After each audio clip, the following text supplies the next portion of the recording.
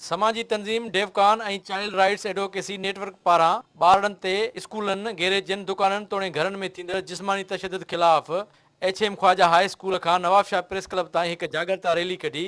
रैलीअ जी अॻुवाणी ज़ुल्फ़कार अब्बासी, तालिब हुसैन चांडियो, असगर हिंद, मोहसन जलबाणी, निज़ाकत मंगी ऐं ॿियनि कई। उन जे मौक़े ते समाजी अॻुवाणनि ऐं मासूम ॿारनि सिंध TV न्यूज़ सां ॻाल्हाईंदे चयो त कॉर्पोरल पनिशमेंट स्पेशली जेको स्कूलनि में ऐं घरू तशदुद जेको थिए पियो उन जे सुजागी जे लाइ असां हिकिड़ो हीअ रैलीअ जो इस्तेमालु कयो आहे त जीअं उहा आम माण्हू ताईं पहुची सघे त इन सां कहिड़ा नुक़सानात आहिनि। ॿारनि खे जेके यूनाइटेड नेशन UNCRC मुताबिक़ जेके ॿारनि खे राइट हक़ हासिलु आहिनि उन्हनि जी जागृति जे लाइ गॾु थिया ऐं पाकिस्तान जा असांजे कानून त ठहंदा आहिनि पर उन ते इम्प्लीमेंटेशन कोन ठहंदा आहिनि। मुख़्तलिफ़ हवालनि सां तमामु सिंध जे अंदरि लेजिस्लेशन त थी आहे पर उन ते अमल कोन पियो थिए। सिंध गवर्नमेंट खे गुज़ारिश आहे, गवर्नमेंट खे गुज़ारिश आहे त उहो जेको एक्ट पास थियो आहे 2017 एंटी कॉर्पोरल पनिशमेंट एक्ट उनखे इम्प्लीमेंट कयो वञे। असांजे स्कूल में तशदुद थिए थो, मस्जिद में, गैरेज ते, ॿिया घणनि थिए थो पर नियाणियुनि खे नथा पढ़ाइनि।